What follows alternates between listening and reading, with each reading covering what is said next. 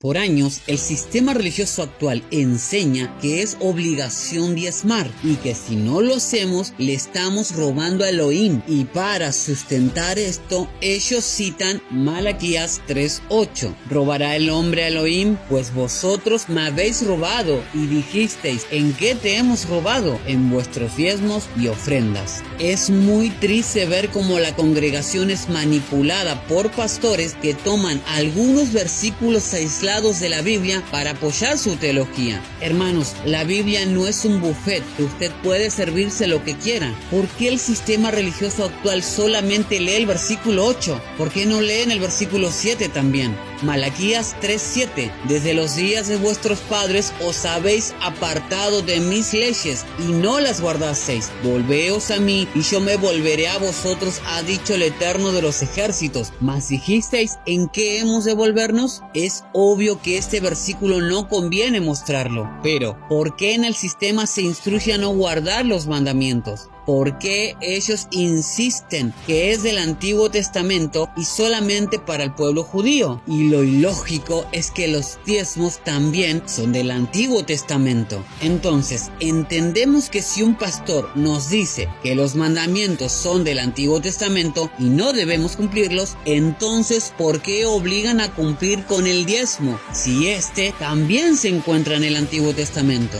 Vamos a ir respondiendo a todas estas cuestiones.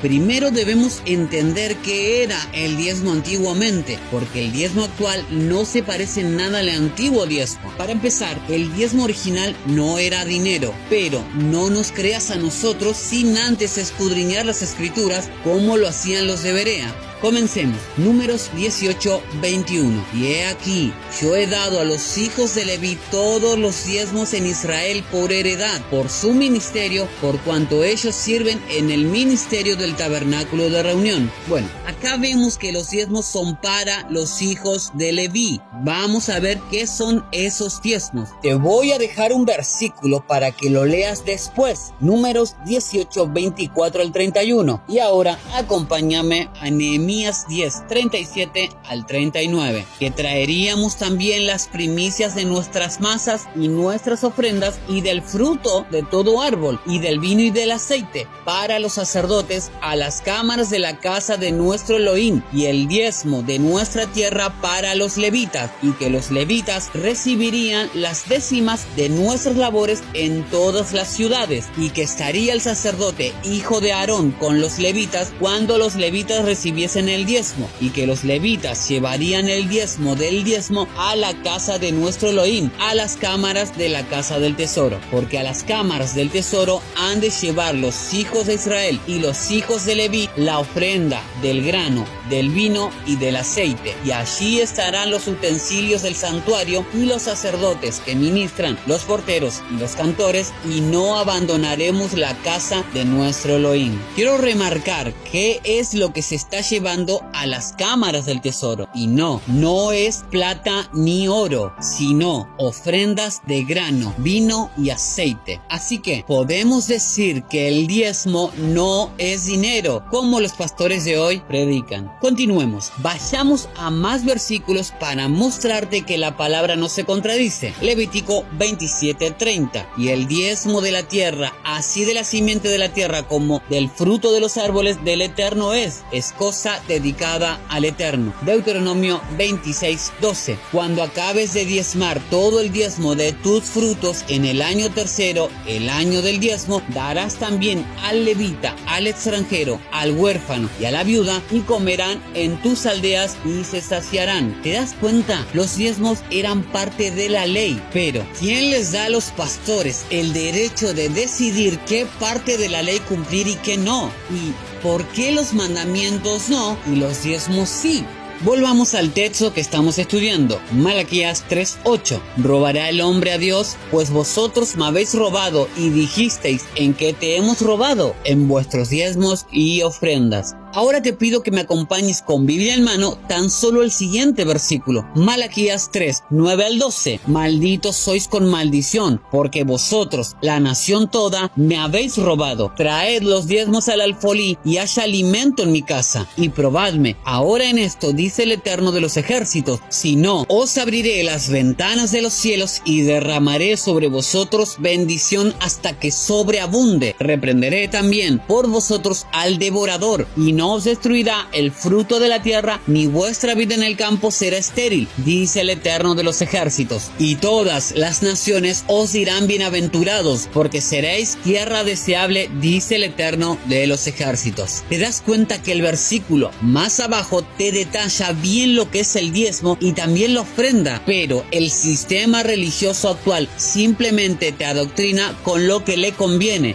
En contexto, te está diciendo que las ofrendas y diezmos eran de la tierra. Por eso el Eterno les está diciendo que el fruto de la tierra no será destruido y que sus vides no serán estériles. El diezmo fue así desde el principio. Génesis 4, 3 al 4. Y aconteció, andando el tiempo, que Caín trajo del fruto de la tierra una ofrenda al Eterno. Y Abel trajo también de los primogénitos de sus ovejas, de lo más gordo de ellas, y miró el Eterno con agrado a Abel y a su ofrenda. Este versículo nos deja ver que ya existían las ofrendas y los diezmos, y que eran lo mismo que el Eterno indicó a Moisés en su ley. ¿Y por qué estamos tan seguros que son los mismos diezmos que están en la ley? Muy fácil, prestemos atención a la ofrenda de Abel. Él le dio al Creador los primogénitos de sus ovejas. Tomemos este dato y vayamos a Deuteronomio 15 y 19. Consagrarás a Adonai tu Elohim todo primogénito macho de tus vacas y de tus ovejas. No te servirás del primogénito de tus vacas, ni trasquilarás el primogénito de tus ovejas. Si la iglesia enseña que la ley nació en Sinaí y es solamente del pueblo judío, ¿cómo es que Abel sabía que tenía que diezmar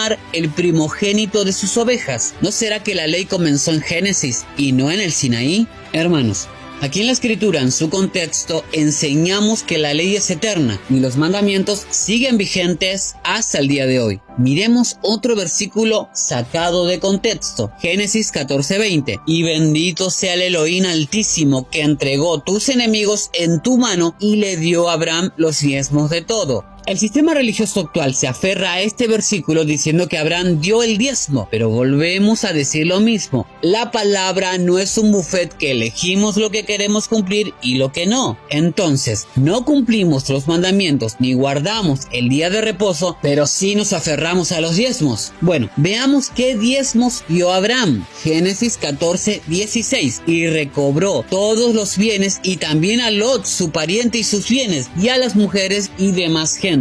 Dice que Abraham recobró los bienes de Lot y a las personas que esclavizaron. Entonces podemos decir que el diezmo de Abraham fueron animales. ¿Y cómo podemos asegurar de que Abraham diezmó animales y no plata y oro? Muy fácil. Génesis 14:18. Entonces Melquisedec, rey de Salem y sacerdote del Elohim Altísimo, sacó pan y vino. ¿Por qué te cito este versículo? Porque Melquisedec es sacerdote del Eterno y ningún sacerdote podía diezmar al Creador ni plata ni oro. Te pido que me acompañes y validemos esto con el Nuevo Testamento, porque el diezmo no sufrió cambios, al menos siguió siendo lo mismo en los tiempos del Mesías. Mateo 23:23. Ay de vosotros, escribas y fariseos hipócritas, porque diezmáis la menta y el eneldo y el comino, y dejáis lo más importante de la ley, la justicia, la misericordia y la fe. Eso era necesario hacer sin dejar de hacer aquello.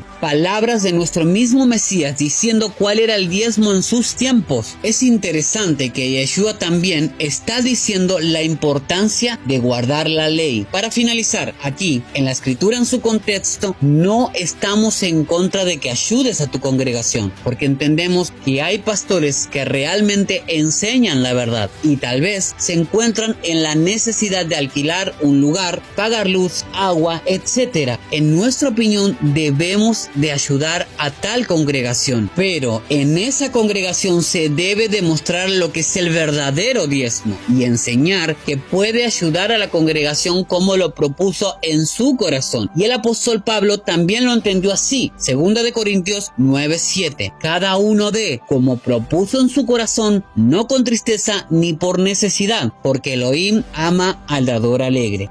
Te he demostrado con las escrituras cuál es el verdadero diezmo, y conoceréis la verdad, y la verdad os hará libres.